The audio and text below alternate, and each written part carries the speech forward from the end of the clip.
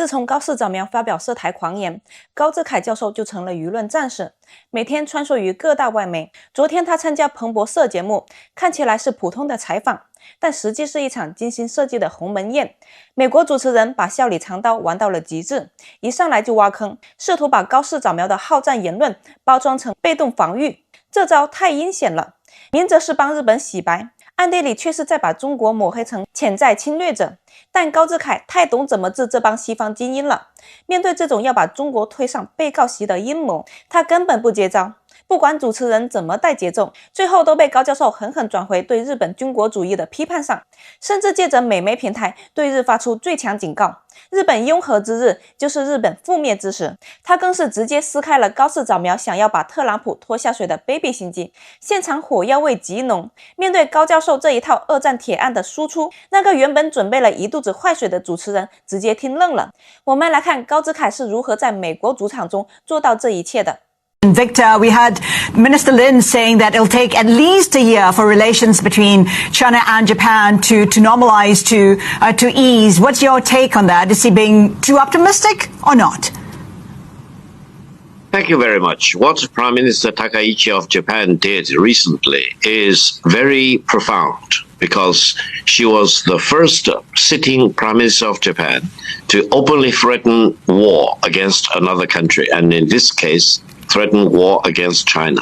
Now, what she did was tantamount to turn the table on the terms of the unconditional surrender of Japan that Japan entered into with China and other allied countries in 1945. That will be tantamount to overturn the table on the international order established in 1945.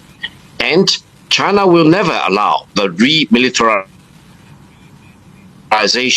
or the new fascism of Japan. China will never allow Japan to constitute another threat to China. Why? Because the Japanese imperialists caused 35 million people to be lost in the 14 years war against China between 1931 and 1945. And what Prime Minister Takaichi did is also tantamount to triggering the enemy state clause in the United Nations Charter. So you are talking about peace or war as a result of what Prime Minister Takaichi did. And for those Taiwanese separatists... But Victor, yes. But Victor, to be sure, Prime Minister Takaichi did not threaten war. What she did say was if Taiwan were attacked, Japan would take action. That was what she said. She did not threaten war. If you listen very carefully, she was talking about removing the 3 restrictions on the nuclear weapons policy of Japan. That means there are forces in Japan who want to develop and deploy or eventually use nuclear warheads. Against whom? You need to think very carefully about it. There were people talking about sinking the Fujian aircraft carrier. There was a leader of the Naval Self-Defense Force of Japan talking about sinking all the surface naval ships of China within, let's say, 24 hours or 48 hours. And this is happening in a country which unconditionally surrendered in 1945, which undertook never to constitute a threat to a country like China. So let's be honest. We are faced with a moment of truth. We are faced with a moment where Japan needs to be stopped in this dangerous march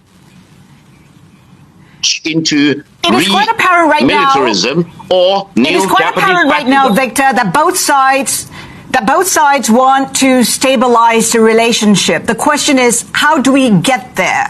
What might Japan do to stabilize its relationship with China right now?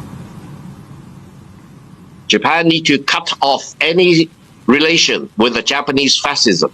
When Japan unconditionally surrendered in 1945, Japan needs to openly, publicly acknowledge that Japan will honor the commitments it went into when it unconditionally surrendered to China and other allied countries. And Japan needs to undertake solemnly that it will never develop weapons of mass destruction, especially nuclear weapons. Because, let me tell your audience, the moment Japan develops the nuclear weapon, that that will be the moment of annihilation of Japan as a state, because China and other peace-loving countries will never allow Japan to develop weapons of mass destruction.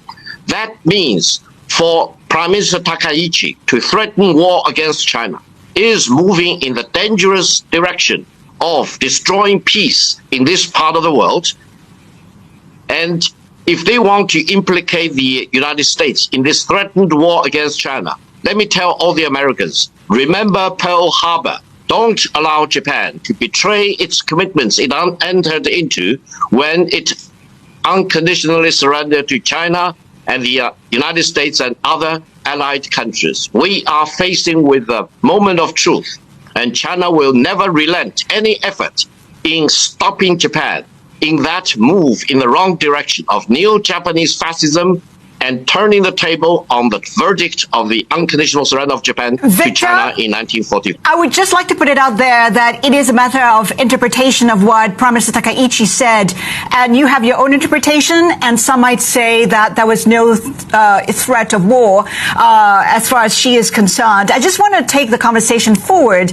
In terms of the role of the U.S., how does China view the role of the U.S. in terms of the cross-strait relations between the two sides?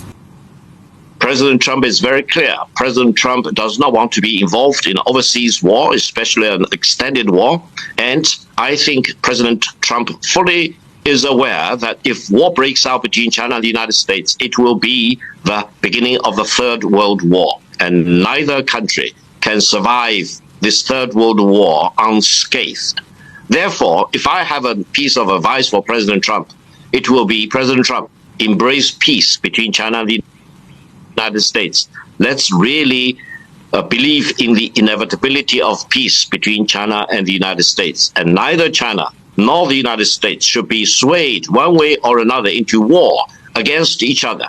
And we should be opposed to any country or any region which want to bring either China or the United States into a state of war against each other, because war between China and the United States will be Armageddon for mankind. Therefore, I want to call on people like Prime Minister Takaichi, stop the dangerous move of trying to bring the United States into a war with China. And I want to tell every Taiwanese separatist, stop betraying your own country. And you can never achieve the independence or separatism of Taiwan. The Chinese reunification is the megatrend of our time. Right. And you will all live to see the reunification of China. We saw President Trump make a phone call to President Xi Jinping before that phone call to Prime Minister Takaichi. How would you describe the relationship between President Trump and President Xi Jinping currently? I think Wall Street Journal report tells the better truth. Between China and the United States, despite of all our differences, we have very good channels of communication.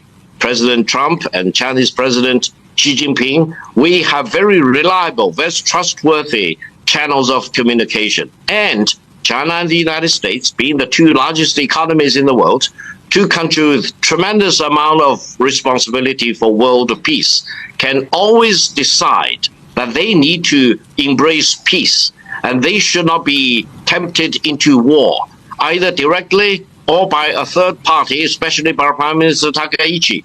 Therefore, I have tremendous amount of trust and confidence in the quality of communication between the Chinese president and President Trump, and I don't think China and the United States will be tempted into war, and peace between China and the United States will forever preempt any country, any leader, especially Prime Minister Takaichi, from trying to use the United States for its own devious purpose of turning the table on the verdict of the Japanese unconditional surrender in 1945. Victor, thank you for your perspective today. Victor Gao. 看完这场交锋，大家什么感觉？大家注意到了吗？彭博社这位主持人看似礼貌，实则步步杀机。他至少给高志凯挖了3个坑，但这3个坑全是典型的中国威胁论陷阱。第一个坑叫预设罪名，主持人一直在强调，高市早苗没说要发动战争，他说的是如果台湾被攻击，日本才会行动。听听这话多阴险，他把日本干涉中国内政偷换概念成了正义的防御，这背后的潜台词就是中国才是那个破坏和平的侵略者，而日本是无辜的守护者。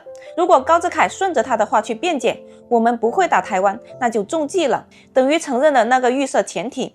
但高教授是怎么回击的？降维打击，他根本不跟你聊防御，直接甩出1945年日本无条件投降书。他的逻辑是，不管台湾发生什么，那是中国的家务事，而你日本作为战败国，法理上根本没有交战权，你敢动，就是在挑战二战后的国际秩序，就是在复辟法西斯。这一招直接把日本从守护者打回了战犯的原形。第二个坑叫混淆视听。当高志凯搬出国际法铁案时，主持人居然轻飘飘地说了一句：“这只是你的解读。”他想把板上钉钉的波茨坦公告和联合国宪章降级成中国单方面的情绪宣泄，暗示中国是一个不讲理、只会自说自话的国家。高志凯的回应堪称神来之笔，他直接把美国拉下了水。既然你说这是我的解读，那珍珠港是不是解读？高教授直接喊话美国，不要忘了珍珠港。日本现在想干什么？高市早苗不仅想推翻二战结论，更是想利用台海局势，把美国绑上战车，拖进第3次世界大战的火坑。这一下彻底撕开了西方媒体美日同盟铁板一块的假象，直接指出了日本想把美国当枪使的阴暗心理。所以这场采访的本质是什么？是西方媒体试图用中国威胁论来围剿中国学者，却被高志凯用二战铁案和大国底线完美避坑。所谓的台湾问题，在西方媒体口中是遏制中国的筹码，但在我们眼里，这是不可阻挡的历史洪流。高志凯最后那句话掷地有声：中国统一是这个时代的巨浪。无论像高市早苗这样的政客如何利用西方媒体的话术来包装自己，他们都改变不了一个事实：日本合庸之日就是日本覆灭之时。同样，任何试图阻挡中国统一的势力，最终只会被历史的巨浪拍得粉碎。这就叫中国学者的底气，因为我们站在了历史正确的一边，站在人类反法西斯正义的一边。